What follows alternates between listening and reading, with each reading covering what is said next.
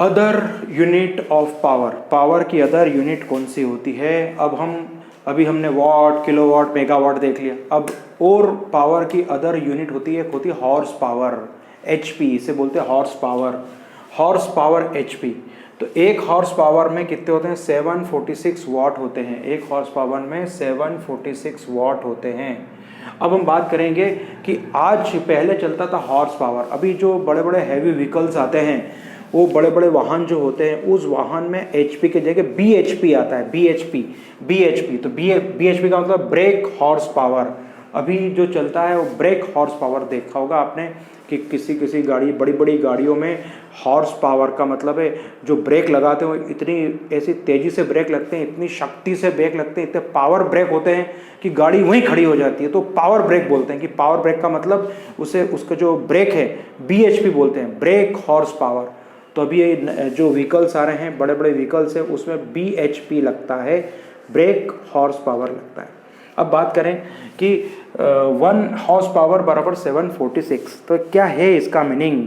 तो James Watt ने 18 century में जो है स्टीम इंजन का आउटपुट चेक करना था उसे कि स्टीम इंजन में शक्ति कितनी है। तो स्टीम इंजन का जो आउटपुट चेक करने के लिए उसने हॉर्स मंगाए। कितने हॉर्स मंगाए? उसने 746 हॉर्स मंगाए। 746 हॉर्स मंगाए।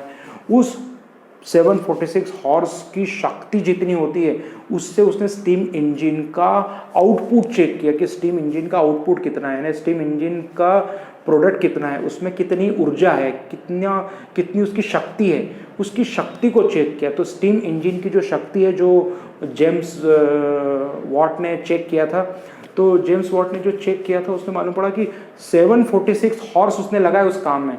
तो 746 जो हॉर्स लगाए थे उससे उसे मालूम पड़ा कि स्टीम इंजन की जो शक्ति है वो 746 हॉर्स के बराबर है, इसलिए इसका नाम पड़ा हॉर्स पावर। ठीक है, अश्व शक्ति, जिसे हिंदी में बोलते हैं अश्व शक्ति।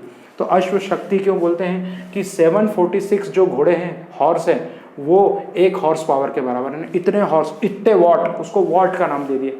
एक वॉट बराबर 746 हॉर्स पावर। तो एक हॉर्स पावर में कितने वॉट होते हैं? 746 वॉट होते हैं। तो इस तरह से हमने पढ़ा। अब देखते हैं कि कमर्शियल यूनिट ऑफ एनर्जी क्या है।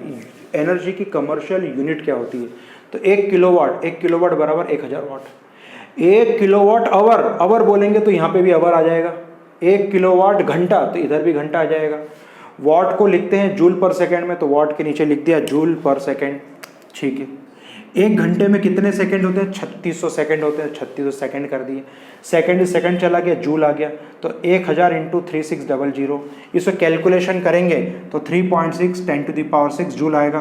तो 1 किलोवाट आवर्स में कितनी एनर्जी, ये ऑब्जेक्टिव में पूछ सकते हैं कि 1 किलोवाट आवर्स में कितना होता है? 3.6 इंटू 10⁶ जूल होता है। ये भी ऑब्जेक्टिव में पूछ सकते हैं आपको कि एक हॉर्स पावर में कितना होता है? 746 वॉट होता है। ठीक है, ये सब ऑब्जेक्टिव में पूछे जा सकते हैं। चलिए, तो 1 किलोवाट आवर बराबर 1 यूनिट। तो जो 1 किलोवाट आवर बोलते हैं, 1 किलोवाट आवर को हम यूनिट बोलते हैं।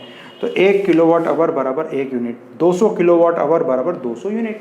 हमारे घर में हम बिजली जलाते हैं, बिजली का बिल आता है, उसके ऊपर लिखा आता है कि आपने कितनी बिजली खपत की। ठीक है, अगर आपने महीने में 200 यूनिट जलाई है, 200 यूनिट, तो 200 यूनिट का मतलब 200 किलोवाट आवर। 200 किलोवाट आवर यानी 200 यूनिट। अगर आपके घर में 200 यूनिट एक महीने में खर्च हो रही है, तो 200 यूनिट में अगर 4 रुपये पर यूनिट का रेट है, 4 या 5 रुपये पर यूनिट का रेट है, जैसे 5 रुपये का भाव है, एक यूनिट 5 रुपये की, तो 200 यूनिट हो गई 1000 रुपये की। यानी बिल कितने का आएगा आपका? 1000 रुपये का लाइट का बिल आएगा।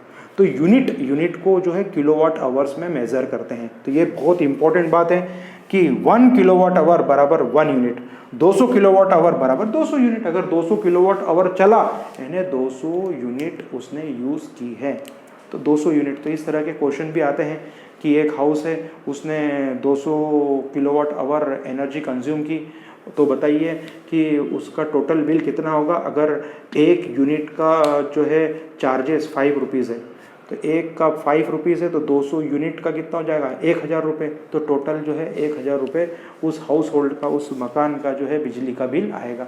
इस तरह के छोटे छोटे क्वेश्चन भी पूछे जा सकते हैं। तो इस तरह से अपना ये चैप्टर कंप्लीट हुआ है। इसके सॉल्व एग्जाम्पल, न्यूमेरिकल्स ये आपको करना है। इसके बुक के पीछे के जो क्वेश्चन आंसर हैं वो भी हमें करना है। अभी तक जितने चैप्टर हो चुके हैं सबकी कॉपी आपको बनाना है। अब हमारा नेक्स्ट टॉपिक चालू होगा जिसमें साउंड है। तो नेक्स्ट जो अपना टॉपिक होगा, उस नेक्स्ट जो लेक्चर लगेगा उसमें हम साउंड यानी चैप्टर नंबर 12 पढ़ने वाले हैं। ठीक है, इसका अच्छे से रिवीजन करें। कोई डाउट्स हो तो पूछ सकते हैं। Thank you very much.